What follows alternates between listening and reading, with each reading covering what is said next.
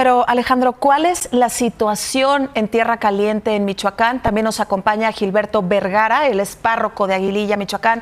Muy buenas noches, tensa la situación, son años de padecer la inseguridad y nos sorprende además que después del asesinato de Hipólito Mora, pues las autoridades brillen por su ausencia. Así es. ¿Qué están esperando? Buenas noches.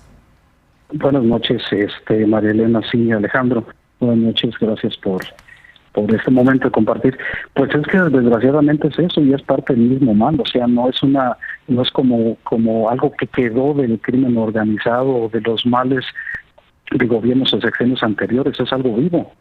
O sea, yo aquí sí diría que no se trata de algo del pasado que está reviviendo, es algo que nunca se ha ido. Y eso lo podemos constatar nosotros que vivimos en la zona, porque son municipio tras municipio los que están teniendo estos brotes de violencia, de sangre, de todo lo que ya se ha descrito minuciosamente y que ya todos conocemos. Pero la realidad es que nosotros lo vivimos. Lo vivimos a ras de suelo, lo vivimos con las personas, lo vivimos con los agricultores o comerciantes que quieren salir adelante y que pues no hemos visto la nuestra, porque esta situación jamás se ha detenido. Ha habido momentos altibajos, ha habido en algunos momentos a lo mejor como un más bajo perfil de parte de los grupos de crimen organizado, pero jamás se han ido. Y yo creo que también el gobierno pues ha como maquillado ciertas cosas, se ha convencido a sí mismo de que hay una paz cuando esto no es paz, cuando en realidad a veces es el cese de actividades violentas solamente para tomar un impulso distinto, diferente y más fuerte. Gilberto, ¿cómo se ha modificado la vida para los habitantes, para los feligreses? ¿Cómo les ha cambiado la violencia en el estado de Michoacán? Pues mira, en primer lugar, mucha gente ha tenido que abandonar sus tierras, sus casas, sus raíces, y han tenido que emigrar. Y esto es realmente doloroso, porque tenemos ya muchos pueblos fantasmas, pueblitos, rancherías que han quedado solas completamente, devastadas. Y esto ha sido como la constante, porque esto no ha parado, ha sido así.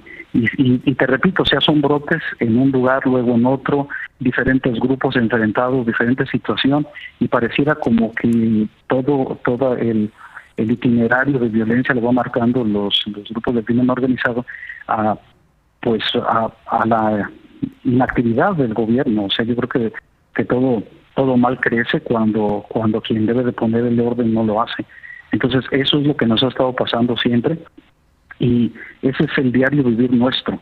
Este tipo de violencias, este tipo de muertes son significativas, por supuesto, pero es una más de tantas que hemos sufrido, de tantas personas que han tenido que perder un ser querido para darse cuenta que ya no pueden seguir viviendo en la región y se tienen que ir. Sí, Gilberto. Y antes, en estos lugares o en estas zonas tan bélicas de nuestro país, las personas con alto poder adquisitivo, los dueños de negocios, eran los que temían más. Ahora los criminales agarran parejo. Incluso ustedes como sacerdotes también corren peligro constante. Bueno, eso también, pues somos parte del pueblo y estamos en medio de... Y también yo siempre lo he dicho, o sea, para el crimen organizado nos respetan mientras no les estorbemos. Pero en el momento que somos molestos o les estorbamos a sus planes, pues obviamente que también van a prescindir de nosotros. Y esto es pues tan lógico como que no hay como una defensa real del pueblo y mucho menos de nadie, ¿no? Entonces aquí vemos en la región, desde la muerte de un edil, recordemos que hace poco más de un año que mataron a César, presidente municipal, César Valencia, presidente municipal de Aguililla, y no pasó nada. Y ahora matan a Hipólito y no creo que pase nada, porque esta situación ya nadie nos la creemos que van a actuar, que van a hacer, pues desgraciadamente no. Ese es el grave problema, que no suceda nada después de una situación tan extraordinaria como esta, en donde todos nos enfocamos y se transmite y se conoce, se da a conocer, pero no sucede nada después de esto. Como párroco, Gilberto, me interesa saber cómo puedes transmitir paz a los feligreses, a los habitantes en medio de una situación como esta. ¿Se puede brindar algo de acompañamiento a la gente, a las familias? Mira, yo creo que lo tenemos bien claro, el evangelio tiene que ser ese bálsamo de esperanza que tiene que mantenernos de pie. Recordemos, por ejemplo, cuando vino el nuncio apostólico precisamente a Aguililla, después de esa oleada de violencia que tuvimos allá, y bueno, que nunca ha cesado, pero que en ese momento crucial viene, él nos decía, miren, la iglesia es como esa casa de campaña que se monta en el campo de batalla, que no para la guerra, que no soluciona a lo mejor mucho de momento, pero sí es el lugar donde los heridos van a refugiarse, donde las personas van a encontrarse acompañados y van a sentir que hay alguien a su lado. Nosotros como iglesia no podemos parar la violencia, no nos toca. Y yo creo que a ningún civil le toca portar armas para defenderse, por eso hay un Estado. Entonces, eso no nos toca a nosotros, pero sí mantener la esperanza, mantenernos unidos y bueno, ahora sí que pedirle a Dios que nos acompañe y también llamar a las personas que están militando en los cárteles, en los grupos de crimen organizado, pues que tengan misericordia de todos nosotros, porque no pueden hacer una vida en base a la sangre de otros, es inhumano, es inmoral. Ellos también tendrían que temer por su propia salvación y no hacer este tipo de cosas que los rebaja como seres humanos, porque los hace depredadores de nosotros mismos. Gilberto, dicen que la fe es lo último que debemos de perder, pero yo creo que hay muchos habitantes en este país que ya le perdimos la fe al recuperar la seguridad en México. Bueno, mira, la fe en Dios no hay que perderla, la fe en nuestras autoridades, y esa pues dista mucho de que nos dé una seguridad. Yo creo que eso precisamente sí lo hay que decirlo muy claro.